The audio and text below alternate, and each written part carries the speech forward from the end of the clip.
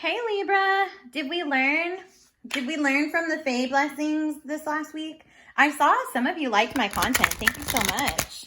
Make sure to like, share, and subscribe. Keep ringing that bell because, you know, everything going on with the world and censorship, sometimes, you know, channels can get lost. And that was a cough to like make a subtle joke. But hopefully y'all got it. I feel so good in these Fae Blessing readings. Like, I love giving these readings. I'm really enjoying my time with them. I hope you guys are enjoying them. Oh, and also just a little note, I am doing an Isis Oracle creation manifestation life coaching session only on my Patreon page. It's only going to be available through Patreon. And, sorry, hang on. I'm like, oh, I didn't take my thyroid pill. And so sometimes my digestive issues can get off. I woke up with migraine, so I had to take a migraine medication first. So I got to take my thyroid medicine in a bit. But sorry guys. Sometimes I have issues like with orange juice, you know what I mean? The acidity is a little too much. Anyway, so here's the deal. Your Fae blessings are super important to what's happening now in the 3D world, like for the week, okay? These energies, I'm saying for the week, they could last you a whole month in realistic. Like I told y'all last time, a month, 3 months, 6 months, it just depends. But that being said, it's important to note that when we start doing these Fae blessings, you can enhance them more. And how I'm doing it is through the Isis Oracle deck. Each deck is a jumper card, as you'll see on the Patreon. For my patrons only, we're going to go over exclusive content. There may be a ritual, an incantation, a prayer, or a rite of passage that will pop through with this deck. So, and it will be able to tell me how you can enhance your Fae gifts. So, and also this is through unconditional love. So this deck solely works on the premise of unconditional love and you exploring those depths of unconditional love within yourself, okay? So that is going to be available on Patreon once I finish up doing these card pulls for the Fae Blessings. And then we're going to head into that after this reading. Now, Libra, I know you had to learn the gift of acceptance or feeling accepted in your community. And like I said, that's really touching because I know that's hard. And, you know, when you do what I do for a living, you learn how quickly you become an outcast. And it's so funny that I'm mentioning this because I watched Bridgerton seasons 1 and 2. And it's so quickly how someone can be so accepted in the 3D human world and how quickly they can become outcasts in it as well through, you know, Bridgerton's all about scandal and it's a little bit different. You know, the scandals that they had back then were not as big as they are now. Now it's different. You know, back then it was about propriety and all of these things that, you know, women not being able to have their own lives or careers or jobs and, you know, being homemakers and, you know, things like that and going out in the season and, oh my God, you know, they're alone in a room together. It's so scandalous. They're lovers. And it's like that energy, right? You know, like, and that can just cause someone to be an outsider immediately, right? Well, the funny thing is when you're a tarot reader openly or tarot and oracle card reader, yeah, you're like, that has never changed for us in all of the time since I would say the fall of paganism. I would say since the fall of, yeah, I would say that, the fall of paganism. Because, sorry guys, at that point, dang it, y'all already got this card in reverse. Okay, y'all know I only pull uprights because this is about what's not working for you, so, or not open at this time. So let's see what is working for you, Libra. But it's interesting, right, how for tarot readers and all of these centuries of time, you know, we're still considered outcasts and outsiders, and what we do is still considered scandalous. Though it is starting to become more recognized, we are still not treated as professionals. We are treated as a sideshow. If you ever saw Nightmare Alley, it's like we're treated like that. And I'm trying to seriously break the mold on all of this because why not? Spirituality in terms before paganism was, oh, that card was in reverse anyway. That card was in reverse, so I'm going to go ahead and keep pulling. So, show me place for Libra. My beautiful Fae beings, the direct message for Libra for this week for their Fae blessing. Did they learn from last week? Maybe I should ask that. Hold on. Oh, here we go. Give me a second here. Sorry, I was really shuffling, y'all. Okay, that's in reverse. Dang it, guys. Why are all your cards in reverse? Jesus. I'm not even a follower of Christian religion, but sometimes I say, Jesus Christ. When I went to Italy, it was Jesus Cristo. But for my Italians out there, not to be rude, it was just like, dang, you know, like, dang it. Hang on. Oh, here we go. Maybe this one's upright. Oh, I haven't worked with this one yet as far as like the card itself, but the Seelie Court I have worked with. So awesome. We're going to go ahead and accept that one. But I wanted to talk about where I left off on real quick, because I had to do with acceptance. So funny that I'm talking about that. You know, because tarot readers and astrologers and, you know, we're hate on by so many people. And, you know, even some of these corporate companies, they still try to hate on us like so hard. It's like obnoxiously funny, but also really annoying. Because it's like, you know, there are people who use these as tools to really help others, to give them, you know, better guidance, better foundations. And then there are people who come up on here, try to fearmonger people and make people scared. And oh my God, there's a curse and just bullshit. Like, I'm sorry. Do those things happen sometimes? Yes, unfortunately they do. But not every reader is like that. Some of us have true academic backgrounds that those other readers can't compare to. You know, like I've studied ancient cultures. I've studied art history. I'm an actual art historian. So I know when I'm talking about sacred rites, rituals, and then the 3D and the Fae, because I've worked with the Fae for so dang long, I know what I'm talking about. And it boggles my mind how society wants to be so open about spirituality, but yet still tries to and use us to market and make money, but doesn't want us to make money from our gifts, one. And two, propagates this negative narrative of what we really are when that's not true at all. Some of us aren't all like that. You know, some of us aren't like that. Like Nightmare Alley is a really great example of a film that I would say, you guys, if you want to see the difference between someone who reads cards and someone who reads and does psychic ability just to make money off of it in terms of like hurting people, Nightmare Alley is the film to watch. Because like as a psychic reader, I was like, damn, I'm so mad. Like they said it was, you know, they make it look like a scam. Again, I don't really like that. But, you know, it kind of played into the plot really well that I was like, oh my God, at the end. It was such a good ending. It blew my mind away. But, so you actually have a blessing of the Seelie. Oh, Libra. I am going to still read the book because I have yet to work with this card itself. But I have worked with the Seelie Fae. So I know, hold on. Sorry. Every time I start talking about things that are like, super accurate, my parents' dog will just like start to go crazy. So I don't know what her deal is. She's fine, but she sometimes gets that way, like every time. That's why I try to do these readings when she's asleep in the afternoon. But anyway, the Seelie Court. So I kind of told y'all last time, there's the Seelie Court and the Unseelie Court. Now the Unseelie Court are the Fae beings that pretty much kind of do things to their own devices. They can be dangerous. They are not very trustworthy, but they're rebels. That's the flip side of them. They're rebels. They bring some type of freedom in some strange way, but it's usually through chaos magic.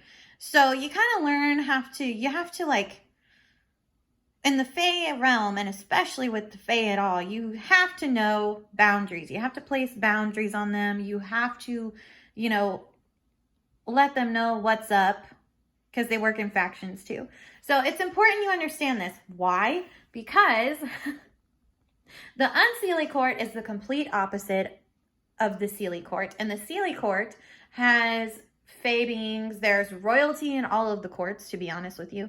But the Seelie Court has like Queen Mab, has Elven Kings, has Mer Kings. They have all of the, you know, the bloodlines and lineages. It's funny because I just talked about this with Virgo. They got the Queen Mab card, but you get blessings from the Seelie in all ways, which is awesome because this is like full-on Seelie Fae working with you to bring you their gifts. Now, what is the difference between the Seelie and the Unseelie? As far as I told you how the Unseelie are, but the Seelie are very pure light magic, almost like the purest of pure light magic. Kind of like, the way I like to think of them is they're a mixture of like Galadriel from Lord of the Rings, okay? And I would say Blue from Once Upon a Time, the Blue Fairy, you know, because Blue always had solutions with Fae magic, with her magic in particular, to help solve other people's problems. And it's always out of pure love and light magic and blessings, because that's what Blue was. Galadriel was, and the reason I say Galadriel is because she had the gift of foresight. And so she knew how to discern how to correctly make the right choices in order to follow her destiny, which sometimes this is how the Seelie is. In terms of like their magic, how they can use it. But a blessing of the Unseelie is super special because that means you have total support from the Seelie realm, meaning any being that is solely for the work of the Seelie. So the Seelie Court in particular.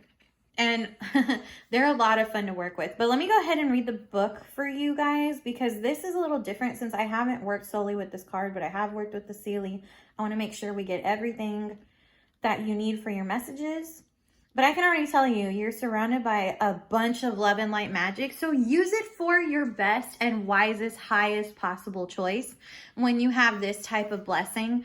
And I'm telling you this because when you...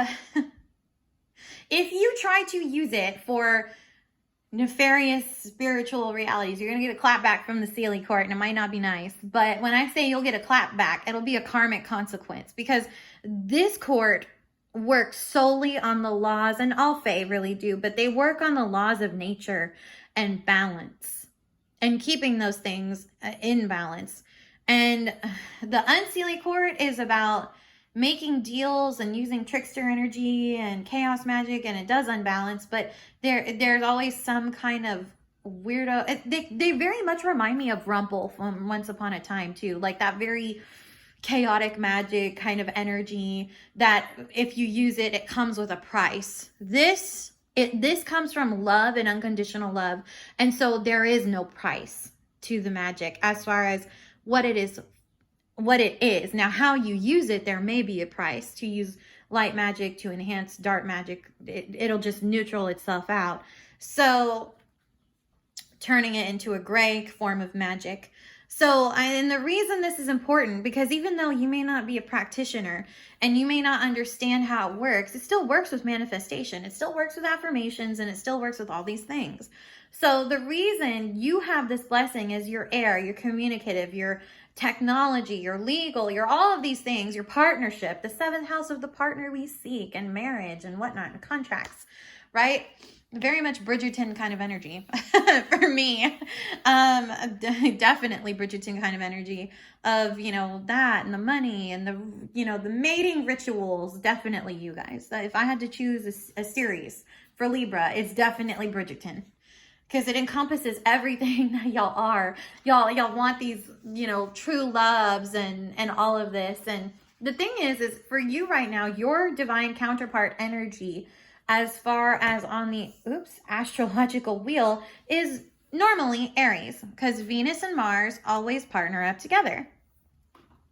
So why is this important? And, you know, before we start talking about how to work with the Fae, please remember Goddess Freya is the one you want to connect with, especially when you're working with the Seelie Court, because she rules all things Fae. She'll definitely enhance that for you. But the reason I say, you know, not just about working with Freya, but about, Freya, I make sure to say her name right. But the reason I say, you know, the divine counterpart, Venus and Mars, is because right now it's very important you understand this energy, because you're being attracted to partnerships. You are the house of partnerships.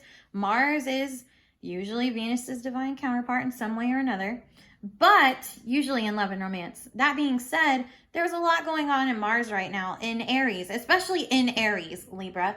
Aries itself is your natural 7th house of partnership, and it is theirs and you are theirs.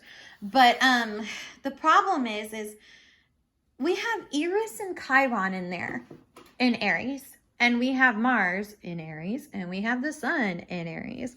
Aries is a wee bit packed. So for anyone who has a 7th house in Aries, whether you're progression or natal, it's going to be an intense time for you, because you're being forced to examine where you have acted out of true love and where you have not. And you're also being asked, because, you know, it's funny, right? I wrapped up season 2 of Bridgerton, and I'm like, I'm noticing the shifts in the opposites of the season. Of season 1, it was about intro, it was about this, it was about the mother, it was about this.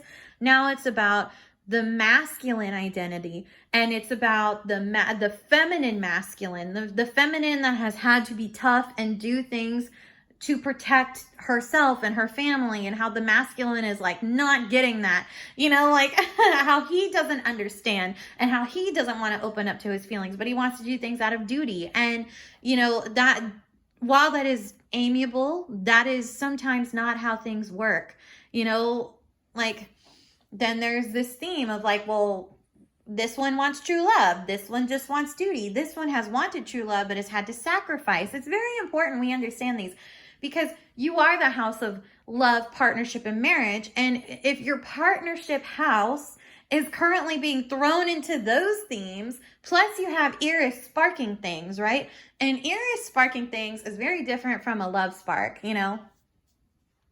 Eris sparking stuff is sparking instigations, fights, you know, making you question your own inner security in yourself and your identity, or in your partner and your partnership. And that is a whirlwind from going from insecure to totally insecure, right? Insecure to completely insecure. Because of one little thing Eris did or had someone said. And, you know, she's trying to get you to think bigger picture about being inclusive, because she was excluded. Right? Ironically, she was excluded from a marriage because nobody wanted to invite her, because she was going to start stuff, and not inviting her started stuff, which made her messy. She got messy. You know, like it's like, it's so funny. It's like the mythology ghetto, you know, kind of like Maury kind of energy, right? Like with Eris. And I don't mean to like laugh at a disrespect at Eris. I think she served her purpose of showing the true nature of people and vices too, because that is what strife does. It shows vices. It works against you in that terms of vices. And with love and romance, vices are challenges for partners in the partnership area that do cause problems. So if you have the Unseelie here, I'm wondering, as I'm about to read the interpretation from this card, what it's going to do to help enhance you, since your partnership life in place, you know, in your chart, generally or natally speaking, has kind of been really activated, because you also got Chiron in there with Eris, which is Eris is picking at things and instigating and starting shit. And then you got Chiron going, well, I'm just supposed to ferry them to the other side of the underworld. Like, I've got to help them heal, you know, because he's the wounded healer. So it's like you're being forced to look at where you have wounded people and where people have wounded you. And I got to be honest, Libra, that's hard, because y'all don't take responsibility for when you hurt others until it's way too late. And maybe Chiron's coming in to give you guys some perspective of how you could do this early or you could do that early. Would it really change anything? It might not. But I feel like he's trying to give you guys some absolution too. Because, and the only reason I say that is because then I look at Mars being in Aries with the sun, which is all about blessings and love and taking action, the proper masculine action, moving forward, sexuality, sex. you know, because Mars is, wherever your Mars is where you and how you have sex. And believe me, dating a Libra with a Mars and Gemini was like dating someone with a split personality. I know. It was the I love you, I hate you. And the Libra within this person was always, you know, like, I really do love you. But that Mars and Gemini was like, but I don't like relationships. I'm too air. And for someone with a Mars and Scorpio, it's like, everything's undying, you know. I'm going to know intuitively what you're up to. So that's just from what happened with my experiences and how I've seen Mars activate in certain areas of partnership also. But I wanted to point that out because depending on where your Mars placement, Mars in Aries right now, if it's in air or fire, it's definitely going to ramp it up. I can tell you that. If it's in water or earth, that is, unless it's Scorpio, because Scorpio is also activated. Every time something happens in Aries, it also hits Scorpio because Scorpio is co-ruled by Mars, Persephone, and Pluto. Okay? So for any of you Librans out there with a Mars and Scorpio, I'm just letting you know, you're a little activated right now. You're a little charged. It's easy to rile you up. Be very aware of when you're having conversations with others as to where those conversations are going and what are the motives. I know you're already questioning that, but really look at the motive. Okay, now Cancer and Pisces, water placement, Mars, I'm not too worried about. You guys are like, fine, you know.